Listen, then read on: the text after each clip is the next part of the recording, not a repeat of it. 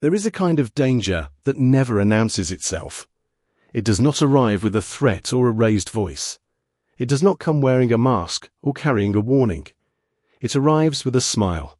It arrives with open arms, a warm heart, and an offer to help. And that is precisely what makes it so devastating. Think about someone you have known, perhaps a friend, a partner, a mentor, or even a family member, who always seemed to be there for you. They showed up when you were struggling. They offered resources when you had none. They gave you their time, their energy, and their generosity. And in those moments you felt seen, supported, and deeply grateful. But somewhere along the way, something shifted.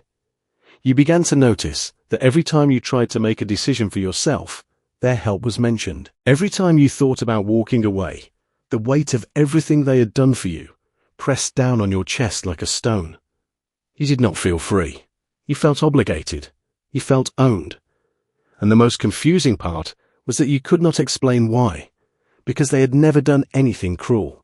They had only ever been kind. This is the psychological trap that almost no one talks about, because it hides behind the most universally celebrated human behavior: giving.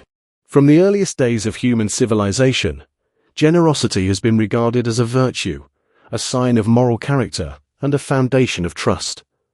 Our brains are literally wired to respond to kindness with loyalty. Neuroscience tells us that when someone does something for us, our brain releases oxytocin, the bonding hormone, creating a feeling of warmth and connection toward that person. But here is the question that most people never think to ask. What happens when someone learns to exploit the biological response? What happens when generosity is not offered freely, but strategically, calculated to produce not gratitude, but dependency?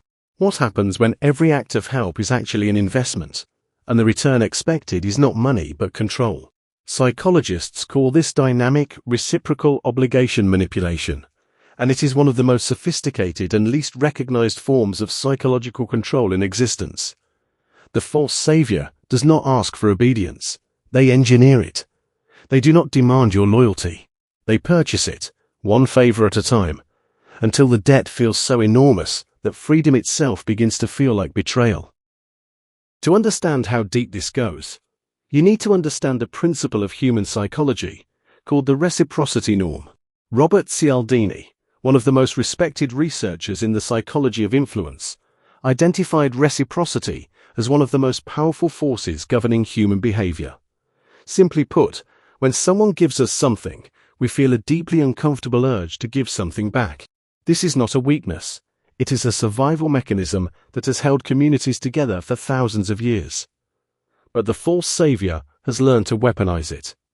They give first, always. They are the one who reaches out, the one who offers, the one who insists on helping, even when you did not ask. And with every gift, every favor, every act of generosity, they are quietly building an invisible ledger, a record of debt that they will never mention openly, but will always find a way to remind you of when it matters most. Think about the mentor who invested enormous time in your development, only to grow cold and withdrawn the moment you pursued an opportunity they did not approve of.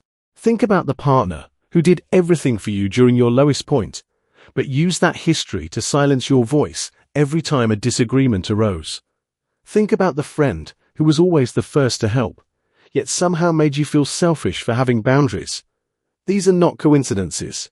These are patterns. The false savior is not helping you grow. They are helping you need them. They're not building your confidence. They're quietly dismantling it, replacing your self-reliance with a dependence so gradual that you mistake it for love. They create a version of you that cannot imagine functioning without them, and then they hold that version of you hostage. And because their weapon is kindness, because their method is giving, you are left with no language to describe what is happening to you. You only know that something feels wrong, but every time you try to name it, the voice in your head whispers, "But look at everything they have done for you." This is where the trap becomes complete, and this is where most people remain stuck for years, sometimes for entire lifetimes. The false savior succeeds, not because they are more powerful than you, but because they have reshaped how you see yourself. Through consistent, calculated acts of helping, They have communicated one message to your subconscious mind over and over again. You cannot do this without me. And the human mind, which is always searching for patterns and meaning, begins to believe it. Psychologists call this learned helplessness, a state in which a person stops attempting to change their circumstances because experience has taught them that their efforts will not matter. The false savior cultivates this state with patience and precision. They step in just before you figure something out on your own. They solve problems before you have the chance to build your own competence. They are generous in ways that quietly communicate your inadequacy.